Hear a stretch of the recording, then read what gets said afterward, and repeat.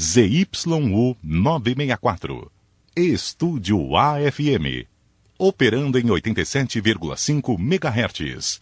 Emissora da Associação dos Profissionais de Rádio e TV de Mogi das Cruzes, São Paulo. Jornal da Cidade. Jornalismo dinâmico com foco nos assuntos que são notícia em nossa cidade. Reportagens, comentários e a participação direta do cidadão. Jornal da Cidade. Política, saúde, trânsito, segurança, os principais acontecimentos. Tudo direto ao assunto, com responsabilidade e compromisso com a verdade. Jornal da Cidade. Informação e prestação de serviços na medida certa. Está começando o Jornal da Cidade.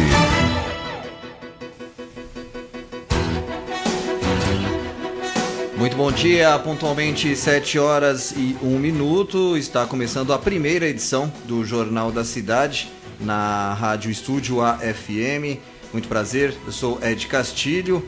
Ao meu lado está Irânia Souza. Essa é a primeira edição do Jornal da Cidade. Estaremos acompanhando o dia a dia de Mogi das Cruzes, da região do Alto Tietê, de segunda a sexta-feira, das 7 às 8 horas da manhã, trazendo informações, atualizando você, ouvinte, sobre tudo o que acontece em nossa região. Muito bom dia, Irânia Souza. Bom dia, Ed Castilho. Bom dia você que está ouvindo, está sintonizado na Rádio Estúdio AFM, nos ouvindo agora a primeira edição do Jornal da Cidade.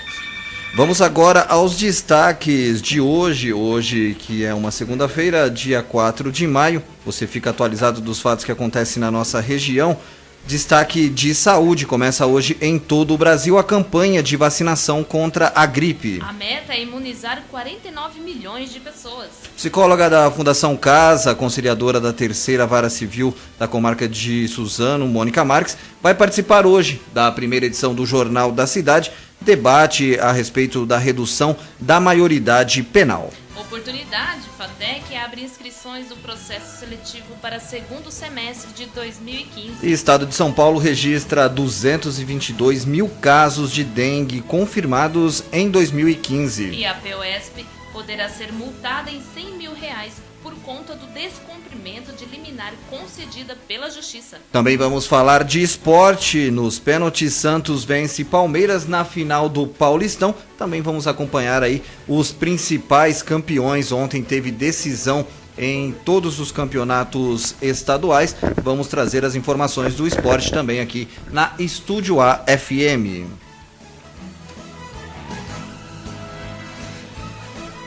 E hoje é segunda-feira, dia 4 de maio, dia de São Floriano, santo que é considerado o padroeiro dos bombeiros, protetor das pessoas envolvidas em incêndio.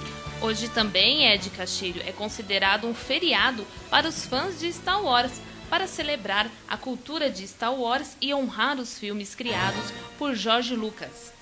O dia é chamado de Dia de Star Wars, por causa da popularidade de um trocadilho com o modo de chamar esse dia em inglês. Quem não se lembra, até você mesmo, Ed Castilho, que deve ter acompanhado aí a trilogia, né? Todos os filmes de Star Wars, quem não se lembra da famosa frase, que a força esteja com você. E que a força esteja com a gente. Com certeza, nesse primeiro dia. Irânia Souza, vamos saber agora como vai ficar a previsão do tempo para esta segunda-feira. As informações são da agência Clima Tempo e quem traz essas informações é a repórter Mayra Di Giamo. Uma frente fria vai mudar o tempo no estado de São Paulo nesta segunda-feira e provocar chuvas fortes por todo o estado. A temperatura máxima diminui.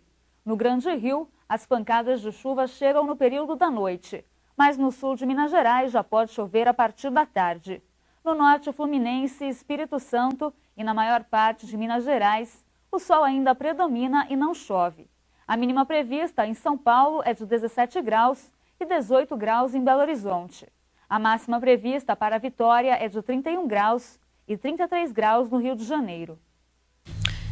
Aqui na região do Alto Tietê, a previsão é de sol com muitas nuvens e pancadas de chuva no período da tarde e noite. A mínima é de 17 e máxima de 23 graus. E você que está sintonizado agora na Estúdio AFM, você vai acompanhar as condições das estradas. Vamos trazer informações das principais rodovias que cortam a região do Alto Tietê e também a marginal do Rio Tietê, marginal Pinheiros, chegada e saída da capital paulista neste momento.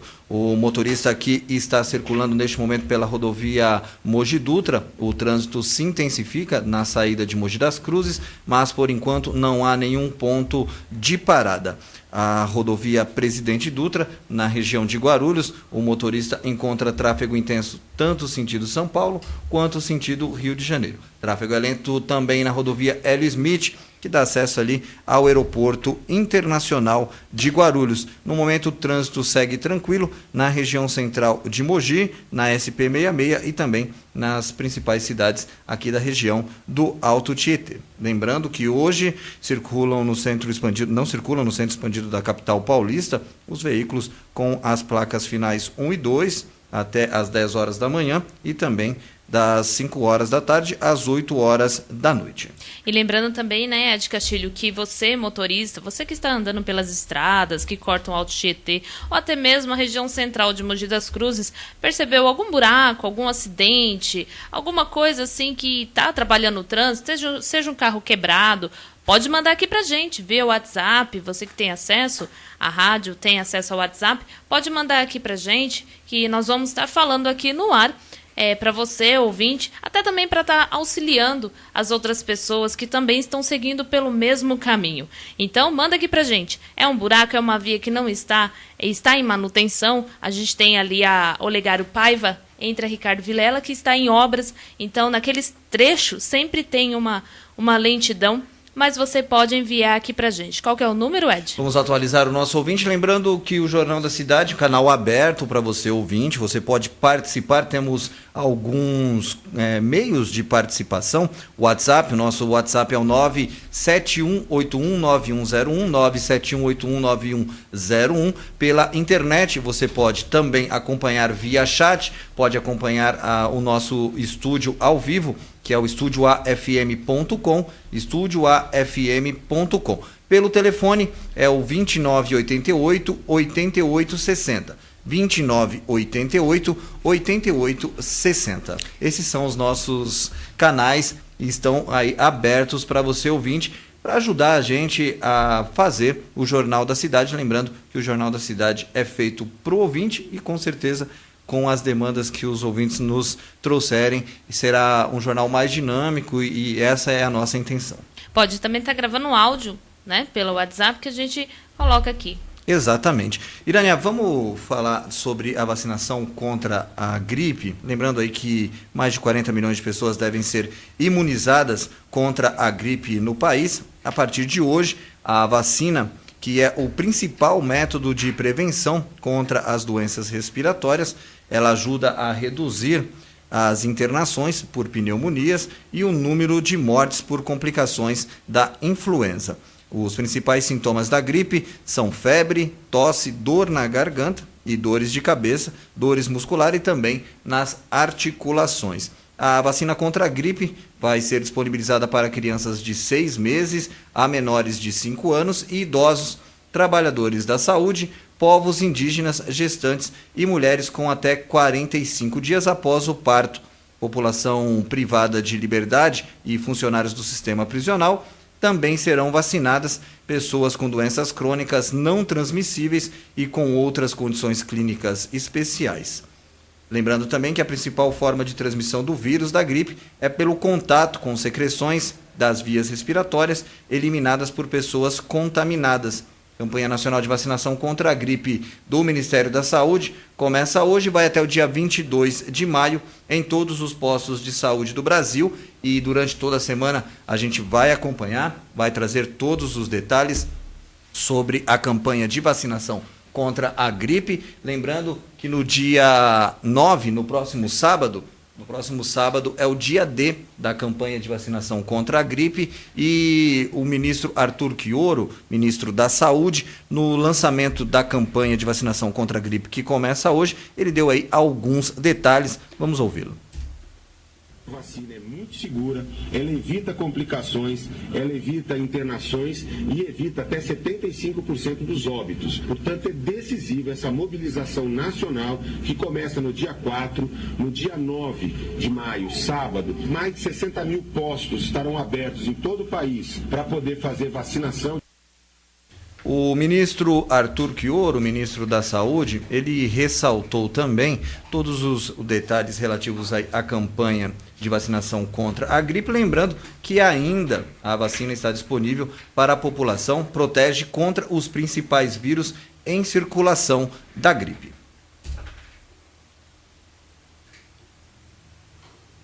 Com os vírus que circularam no hemisfério norte no inverno deles.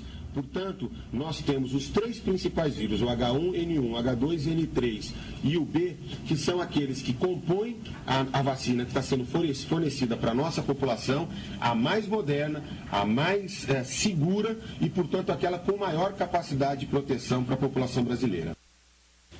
Tá, então, o Fique Atento começa hoje, cerca de 40 milhões de pessoas devem ser imunizadas contra a gripe no país, vacina é o principal método de prevenção, postos de saúde aqui da região do Alto Tietê, Mogi das Cruzes, estarão também disponibilizando a vacina durante toda a semana, claro, nós vamos lembrar, no sábado é o dia D de vacinação, fique atento a esta campanha, importante campanha que começa hoje, desenvolvida aí pelo Ministério da Saúde. 7h11. E a Faculdade de Filosofia e Teologia Paulo VI realiza em Mogi das Cruzes a 11ª Semana Filosófica, com uma programação de 4 dias de palestras gratuitas e aberta ao público, dividida em vários pontos da cidade. O evento começa hoje e vai até essa sexta-feira, dia 8 de maio, e terá o tema Os 3 grandes eixos da filosofia, Deus, mundo e o ser humano. A programação começa com a palestra Desafios Atuais da Relação entre Deus, Mundo e o Ser Humano, com o professor doutor Renato Nanlini. Nessa segunda-feira, a partir das 19 horas, no Teatro Vasques, na rua Doutor Correia, número 515, na área central de Mogi. Já amanhã, terça-feira, está prevista a palestra Fé dos Ateus, com o professor doutor Alfredo Fernandes. Na quarta-feira, quinta e sexta-feira, as palestras irão acontecer no Centro de Cidadania e Arte, o CIARTE, na rua Dr. Ricardo Vilela, número 69, também no centro de Mogi. Na quarta, o tema é a questão ecológica, o avanço da tecnologia e a educação, com o professor Dr. Gabriel Chalita. No dia seguinte, a palestra com o professor Dr. Padre José Aparecido Toso é sobre o princípio da existência ao seu eschaton. Na sexta-feira, a palestra é possível uma espiritualidade sem Deus. Será ministrada pelo professor Frei Rogério Pereira Xavier. A 11ª Semana Filosófica é gratuita e aberta ao público em geral. Mais informações, você que tiver interesse em participar dessa semana, podem ser obtidas pelo telefone 4790-5660. São 7h13. A gente vai ao primeiro intervalo do Jornal da Cidade, às 7h13. Daqui a pouco a gente volta. Para garantir a minha comissão, eu molho a mão mesmo. Eu simplesmente molho a mão. Qual o problema? Quer saber? Eu molho a mão até para furar fila. Onde tem corrupção, sobra pra muita gente, menos pra quem precisa. Quem molha a mão não tem vergonha na cara. Chega de corrupção. Vai denunciar ou lavar suas mãos? Acesse nãoaceitocorrupção.com.br. Uma iniciativa do movimento do Ministério Público Democrático. Jornal da Cidade.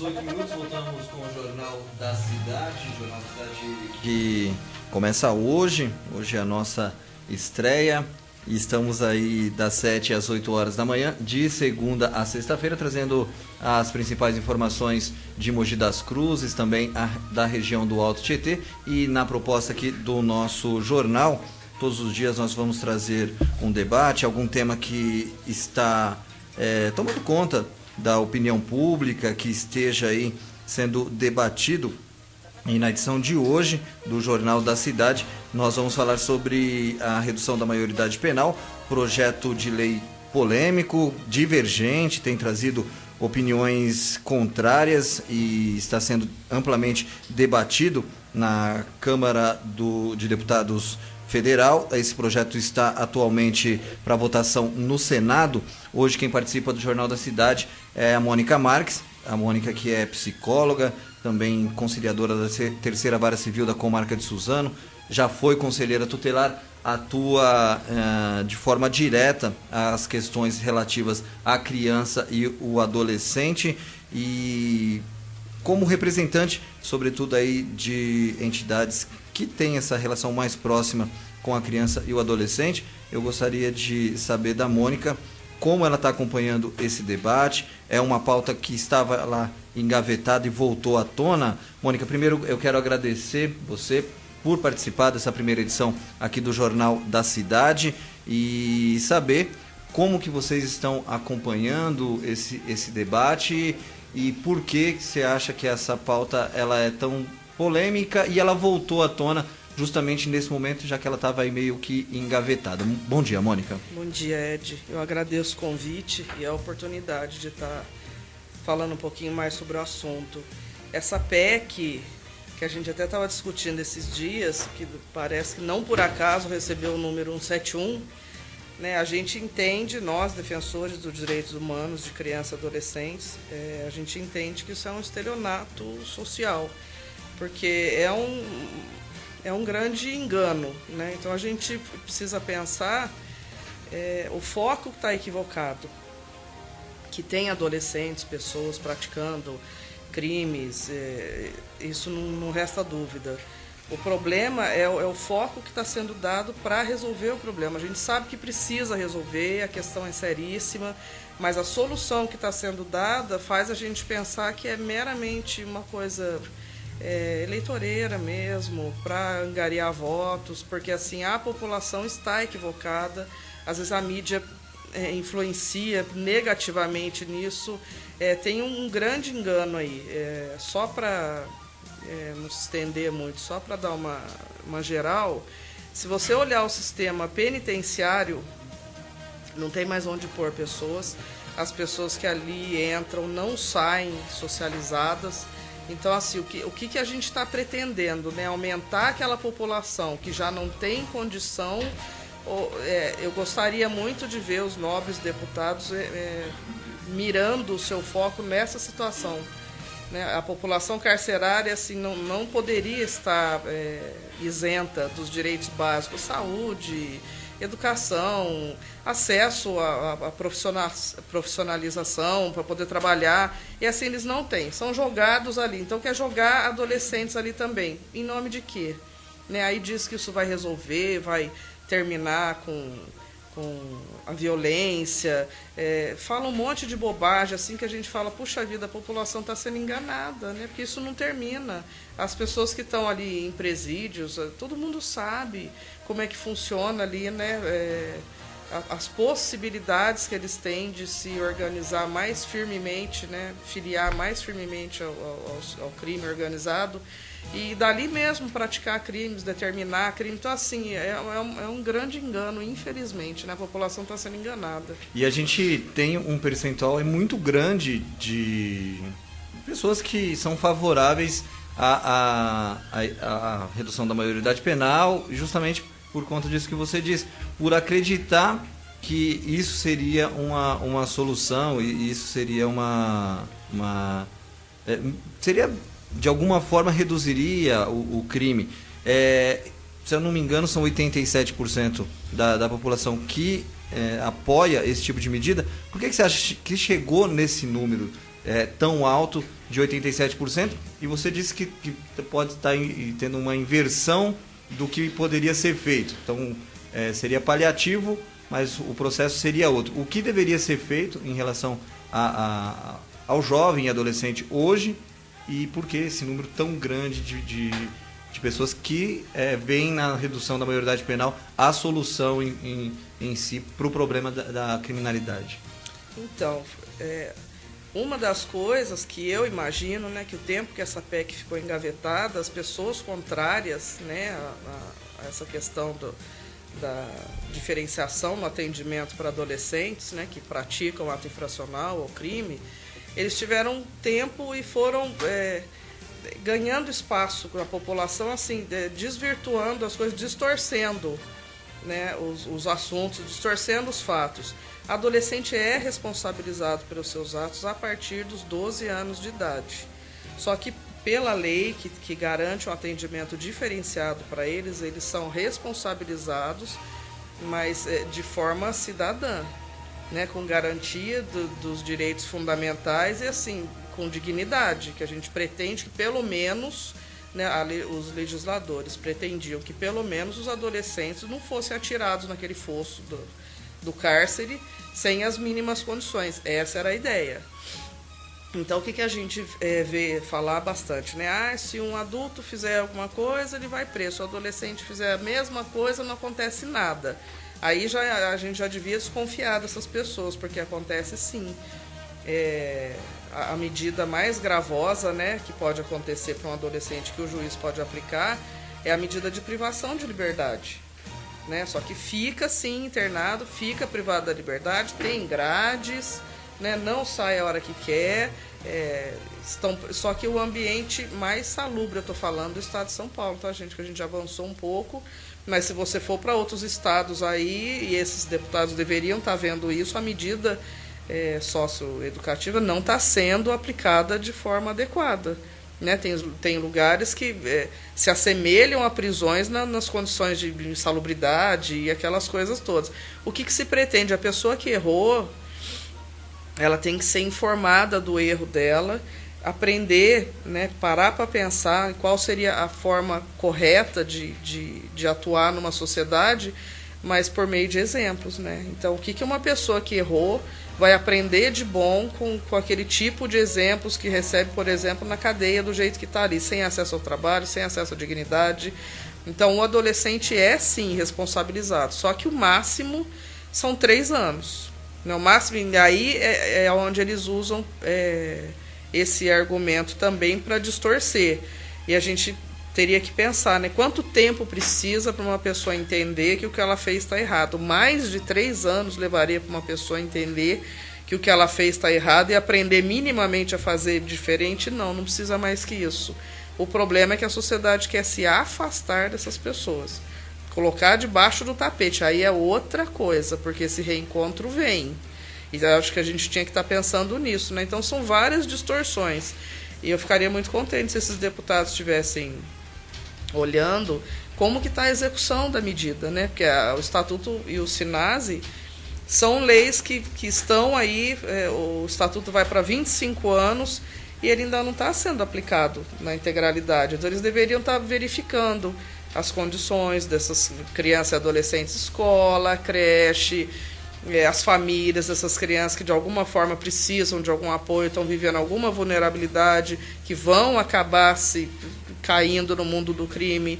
Seria muito mais produtivo se esses deputados estivessem olhando para isso. Por isso que eu acho que é um engano, porque olhando tudo isso, a gente vê que claramente parece má fé mesmo, né? A intenção é eleitoreira mesmo, deixar a população apavorada.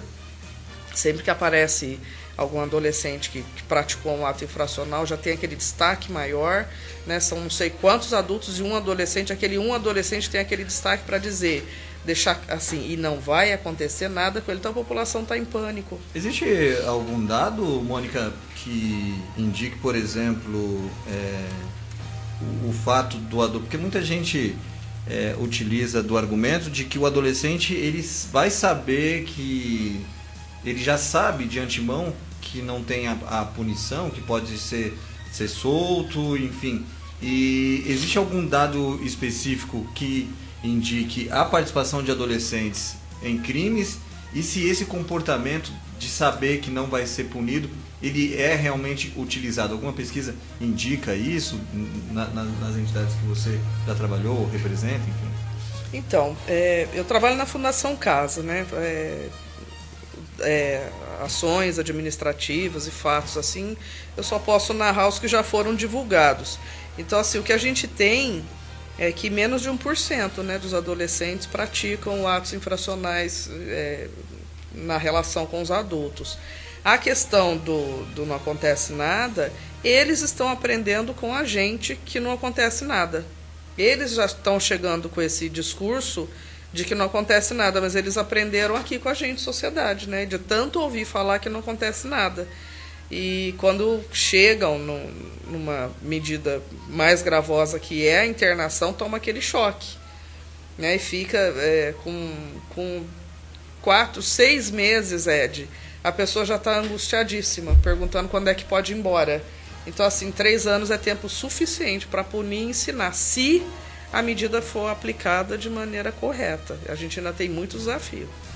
Mônica, essa questão que até o Ed comentou, a falta de conhecimento da lei, no caso, a falta de conhecimento de todo o sistema, de como funciona, contribui para que as pessoas, essas pessoas que a gente comentou, ser a favor da maioridade?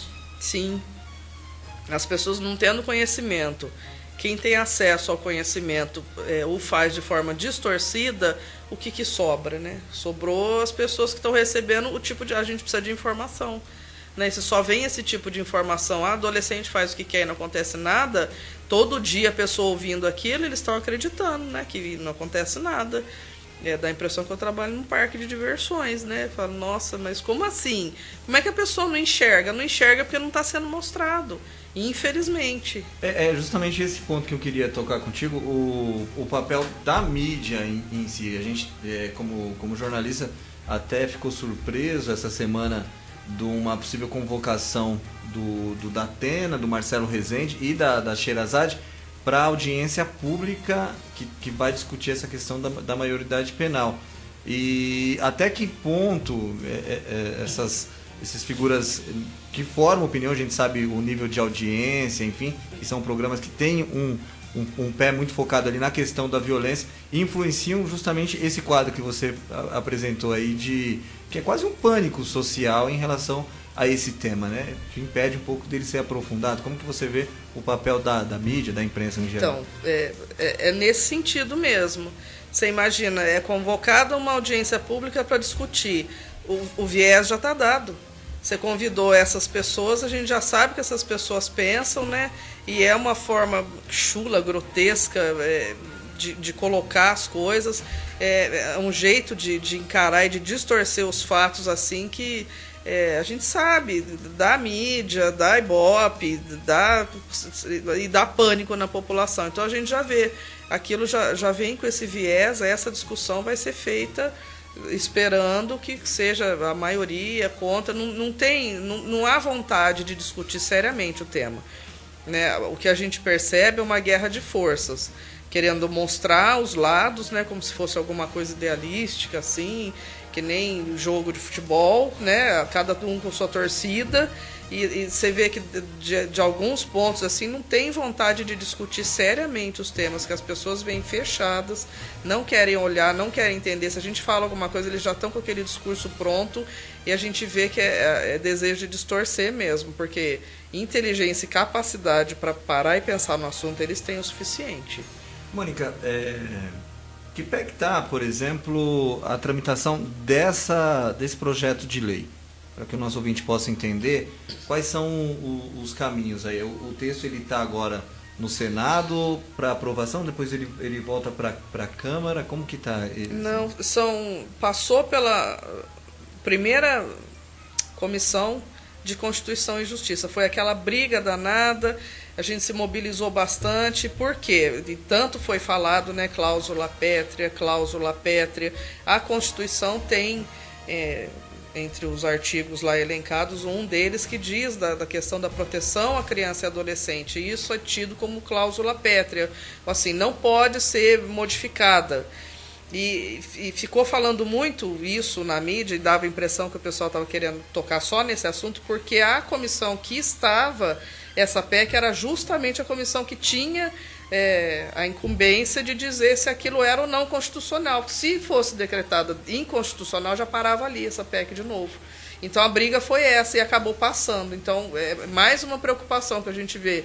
Todos que estão ali, de alguma forma ou de outra, distorcem, mais uma vez a visão, distorcem a lei, cada um dá o seu parecer, dá o seu entendimento na lei e passou. Então é como se fosse não, esse grupo que está aí, né, essa legislação que está aí, legislatura, eles estão dizendo que essa PEC é constitucional. Então agora são outras comissões que ela vai passar. Perfeito. Antes da pergunta da Irene, que eu estava confundindo justamente com a questão da terceirização. Esse sim é um texto que está no Senado para apreciação. Pois não, Irene. Mônica, uma dúvida, assim, só para a gente entender. Se caso essa PEC ela for aprovada, na sua visão do Brasil como está hoje, a situação como está hoje, como ficaria? É o caos. Porque a maioria, a presidente falou esses dias no movimento que foi feito na Faculdade de Direito, a maioria dos nossos atendidos é na faixa dos 16 em diante, 16, 17 anos, é a maioria. E aumentar um pouco a população carcerária, né? Só que esses que estão entrando na população carcerária iam aprender com as pessoas que já estão ali dentro muito mais experientes, né? O retorno dessas pessoas à sociedade, mesmo que seja dali a 30 anos, né? Porque é isso que a sociedade quer, que eles influenciem, que fique mais tempo afastado da sociedade, dali a 30 anos eles voltam PhD no crime, aí não tem para ninguém, é o caos. Mônica, esse número tão grande de pessoas que são favoráveis, e eu já estendendo também para as mobilizações que estão sendo feitas para discutir, salvo engano, tem um ato nacional que está programado, você acha que pode chegar até as pessoas esse discurso e esse debate pode ser feito de uma outra forma? Como que você vê isso? A sociedade ela pode avançar? Nós estamos num momento aí em que a sociedade pode avançar ou é quase que um conceito fechado a questão da redução e da punição, enfim? Eu acho que pode sim. Aí depende da gente, da mídia, se abrir para isso, porque assim, é questão de informação. Então, se a gente consegue chegar nas escolas, influenciar e sensibilizar professores, porque a gente escuta de todos os segmentos, né, com informações equivocadas. Se a gente consegue sensibilizar e dar a informação correta para essas pessoas conseguirem fazer os seus próprios julgamentos, eu acho que a gente consegue melhorar isso sim. O movimento assim, contra essa redução está espalhado em todo o país, assim, são atos quase que diários, a gente está fazendo e cada um participando na sua possibilidade, dentro do seu ambiente. E assim, a tendência é que isso modifique, mas a gente já sabe que os interesses ali desses deputados é que é o negócio que é o problema, né? Então, poderia também, a gente tinha que estar pensando nisso, esses deputados que estão assim tão focados nisso, que fossem cobrados, né, as questões, o que eles estão fazendo para a garantia das políticas públicas, né, que é direito de todos, qual a preocupação que eles têm com isso, que tipo de ação que eles têm, porque estão tão empenhados com uma coisa dessa assim, e a gente não vê o mesmo empenho com relação à política pública, que é saúde, né, educação, essas coisas que a gente fala, parece um bordão, assim, uma coisa boba, mas que tipo de ação que esses deputados estariam tendo com relação a isso? É uma coisa que seria interessante de se pensar. Para a gente terminar, Mônica, as próximas ações dos grupos que estão, sobretudo aí, defendendo também que essa PEC seja discutida de uma forma mais intensa e também que não venha a questão da redução da maioridade penal como solução. disse que teve um debate esse dia na Faculdade de Direito da USP, parece que é dia 18 tem um Dia Nacional de Mobilização. Como que está definido esse cronograma aí? Então, tem um movimento, né, grande, movimento contra a redução da maioridade. O que ficou decidido entre as tantas ações? Todo dia 18 de todos os meses vai ser feita alguma coisa, né? Então, esse 18 de maio, como culmina com a questão da exploração sexual de crianças também, é o dia 18 de maio, né, Dia Mundial contra a Exploração Sexual, então juntou a pauta. Vai ter movimentos em todas as cidades, o pessoal espalha, todo dia 18 vai ter alguma coisa. Aqui em Mogi, no dia 13, já estava marcada a ONG Macaúba, que fica ali na Firmino Ladeira, e a gente vai fazer uma roda de conversa. E assim vai, todo mundo vai fazendo, vai se mobilizando, cada um no seu município, e assim a gente vai caminhando. Perfeito, então. Mônica, obrigado, viu, pela colaboração, obrigado pela entrevista. A gente acompanha de perto essa questão. Com certeza ela volta à tona aqui no Jornal da Cidade. A gente conta aí sempre com a sua participação. A gente sabe que você acompanha muito de perto essas questões aí envolvendo criança e adolescente. Também você faz parte do Fórum LGBT. Também. Acompanha de perto essas questões. Também. E de antemão, na primeira edição aqui do nosso jornal, eu agradeço muito a sua participação. Muito obrigado, Mônica. Eu que agradeço. 7h39. A gente vai a mais um intervalo. Daqui a pouco a gente volta. O Jornal da Cidade prossegue até as 8 horas da manhã. Daqui a pouco a gente volta.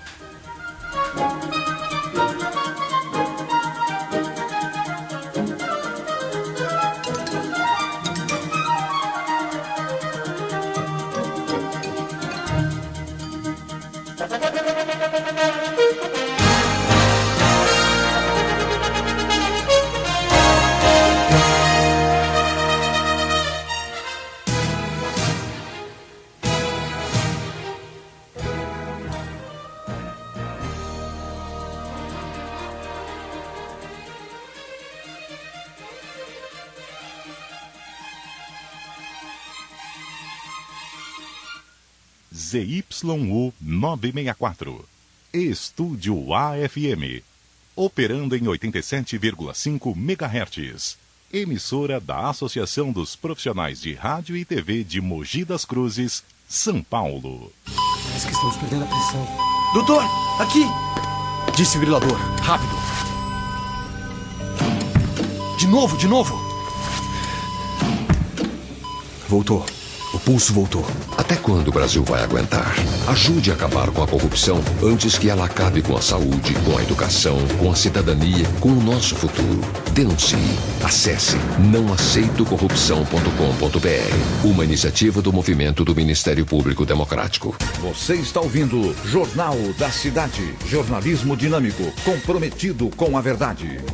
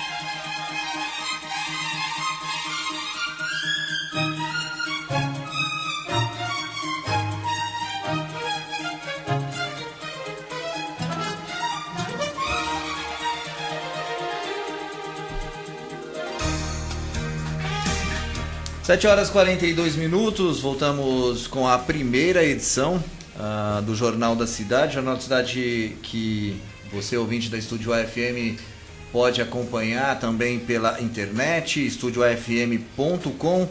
pode participar do nosso jornal pelo WhatsApp, que é o 971819101, e também pelo telefone 2988-8860.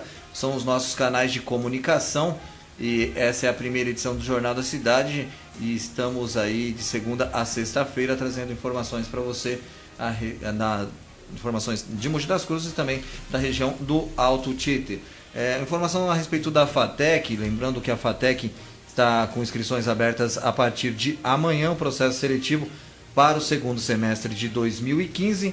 As inscrições seguem pelo site até o dia 9 de junho. A divulgação dos locais de exame ela irá acontecer no dia 29 de junho. Região do Alto Tietê oferece 280 vagas, concursos nas unidades de Mogi das Cruzes e Itaquaquecetuba, e o valor da inscrição é R$ 70. Em Mogi das Cruzes, destaque aí para os cursos de agronegócio, análise e desenvolvimento de sistemas, gestão de recursos humanos, gestão empresarial e logística. Itaquaquecetuba, destaque para cursos de gestão e tecnologia de informação, gestão empresarial e também o curso de secretariado. Itaquá, o telefone para informações 4647-5226, o 4647-5226, e você que é de Mogi das Cruzes, o 4699-2799, 4699-2799, inscrições da FATEC, Faculdade de Tecnologia, a partir de amanhã, 7h44. Vamos falar um pouquinho de polícia. Infelizmente, neste final de semana, houve um acidente onde 2 mortos o acidente vitimou 2 adolescentes. 2 jovens morreram e outros 2 ficaram gravemente feridos em um acidente automotivo ocorrido na madrugada de sábado para domingo na esquina da Estrada do Pavã, com a Avenida Joaquim Pereira de Carvalho, na Volta Fria. Os rapazes eram de São Miguel Paulista. Douglas Nunes da Silva, de 18 anos, faleceu no local da ocorrência. Já Marcos Ferreira Miranda, de apenas 16 anos, não resistiu aos ferimentos e veio a óbito após ter sido encaminhado pelo Serviço Médico de Atendimento de Urgência, o SAMU, ao Hospital das Clínicas Luzia de Pinho Melo.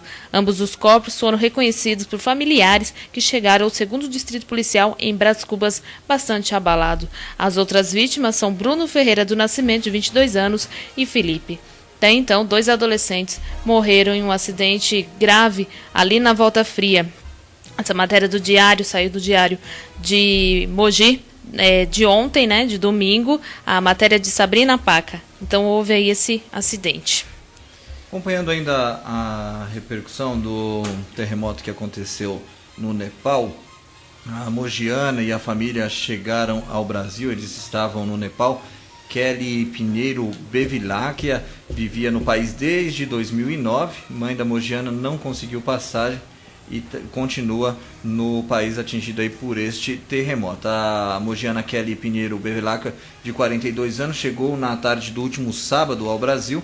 Ela vive no Nepal desde 2009, conheceu o marido e há 15 dias deu à luz a um menino que ganhou o nome de Pedro, aliás, o mesmo nome do meu filho. A família estava lá no Nepal e amigos fizeram uma campanha para arrecadar dinheiro e comprar a passagem de volta. Essa campanha mobilizou aí também a opinião pública e, segundo a irmã de Kelly, a jornalista Renata Rubilar, a família chegou por volta das 5 horas da tarde do último sábado no Aeroporto Internacional de Guarulhos, está bem, e eles ficarão em Mogi das Cruzes. Portanto, aí a família que estava no Nepal, mogianos, chegaram ao Brasil no último sábado, com aí a filhinha recém-nascida. A gente estava acompanhando de perto essa questão também.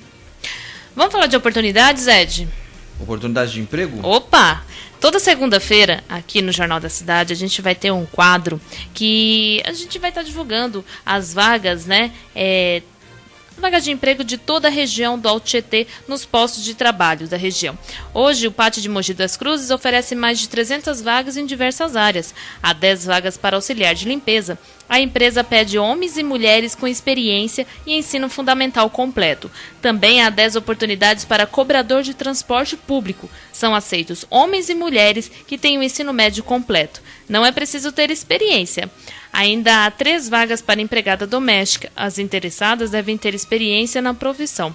em Ferraz de Vasconcelos, oferece uma vaga para faxineiro. Para concorrer, é preciso ser homem e ter entre 18 e 50 anos. O salário é de R$ 1.168. Em Itaquaquecetuba, são 10 vagas para costureiro de máquina reta. O candidato deve ter entre 18 e 50 anos e experiência. O salário é de R$ 948.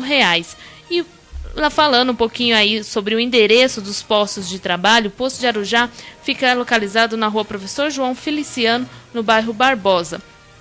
Já o de Itaquaquecetuba fica na estrada de Santa Isabel. Em Mogi das Cruzes, Avenida Cândido Xavier de Almeida Souza, número 117, no Centro Cívico. O telefone é 4699-1900. O posto de atendimento ao trabalhador de Poá fica na rua 26 de março, número 72, no centro de Poá. As informações 4639-7854. E o posto de trabalho de Santa Isabel fica na Praça Fernando Lopes, número 3234, no centro de Santa Isabel. Suzano fica na rua Washington Luiz, número 185, no centro. O telefone é o 4742-7107. 7h49. Vamos falar um pouco sobre dengue. A dengue tem preocupado muito, principalmente o estado de São Paulo. Os números neste ano passaram aí de 222 mil casos, bateu o recorde histórico, segundo o boletim que foi divulgado pelo Centro de Vigilância Epidemiológica, que é vinculado aí à Secretaria de Estado da Saúde. Os dados reunidos a partir das informações repassadas pelas 645 prefeituras foram atualizadas no último dia 22.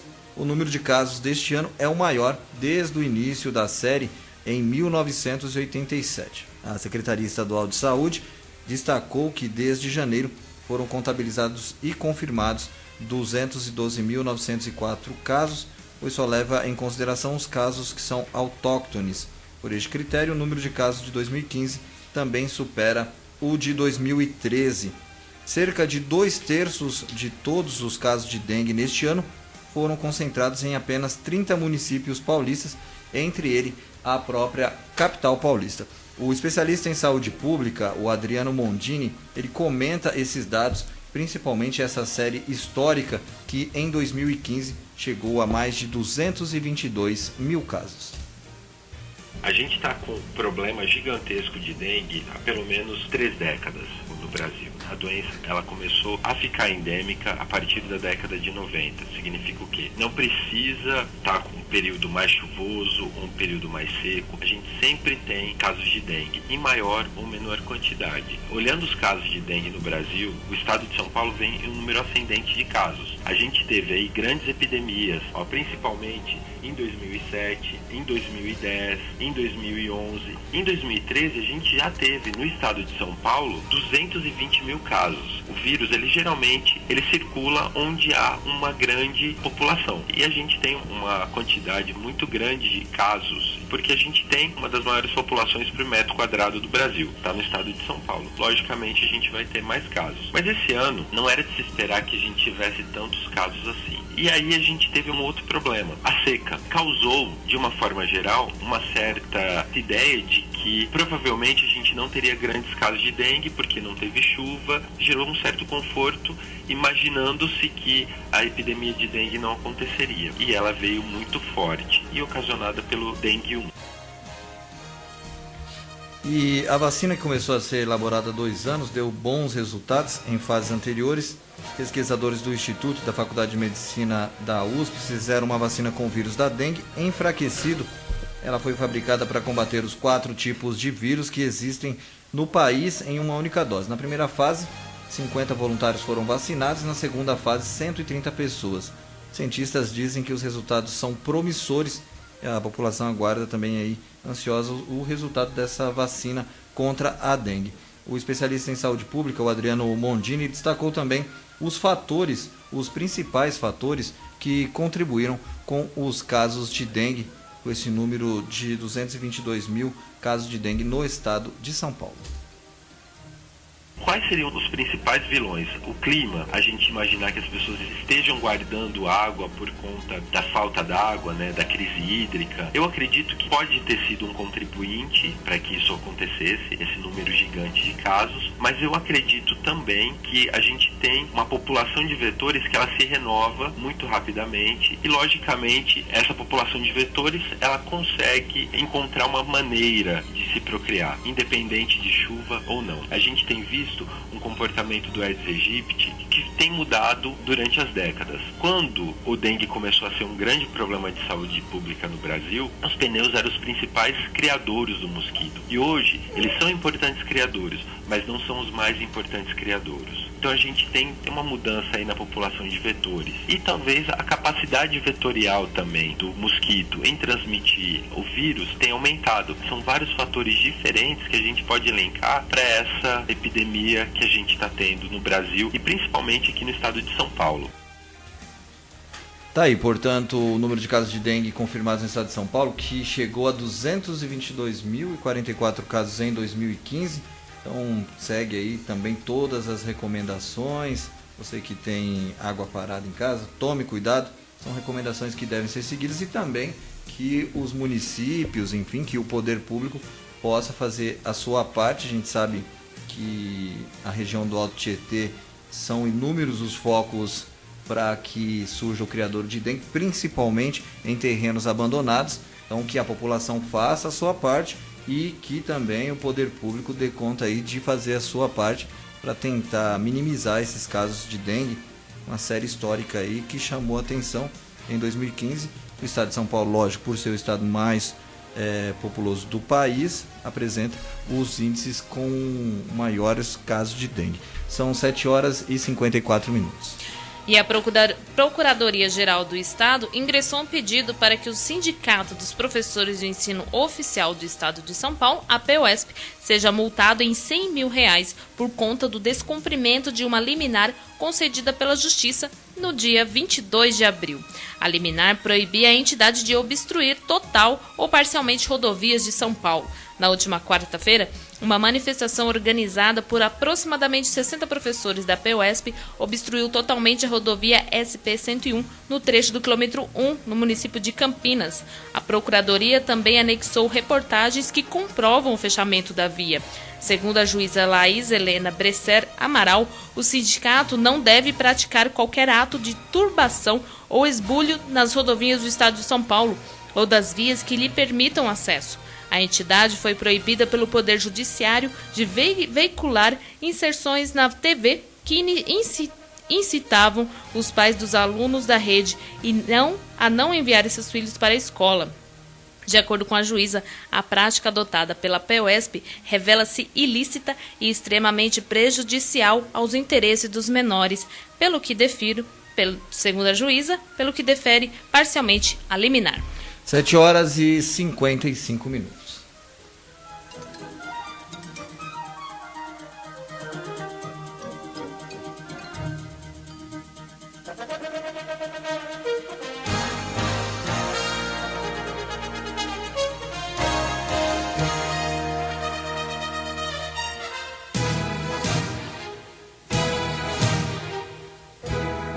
Você está ouvindo Jornal da Cidade. Jornalismo dinâmico, comprometido com a verdade.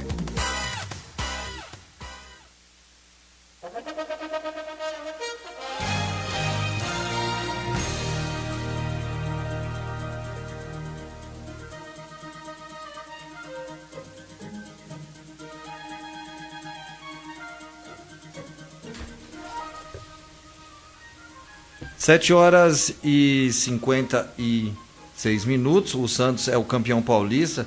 Depois dos pênaltis em duelo dramático, o torcedor alvinegro pôde gritar aí à vontade. No tempo normal, o time de Marcelo Fernandes saiu na frente, abriu vantagem com David Braz e Ricardo Oliveira. Viu o Palmeiras reagir aos 20 minutos do segundo tempo com o Lucas, um belo passe de Valdívia, fazendo aí 2-1. Embalado com seu funk, o Robinho foi o garçom nos 2 gols e depois foi substituído. Ótima partida do Robinho ontem na Vila Belmiro. Com placar de 2-1, a partida foi para os pênaltis, já que o alvinegro da Vila Belmiro conseguiu aí o resultado o Palmeiras, aliás, conseguiu o resultado de 1-0 no jogo de ida aqui em São Paulo. Vladimir defendeu a cobrança de Rafael Marques, enquanto o Jackson bateu na trave.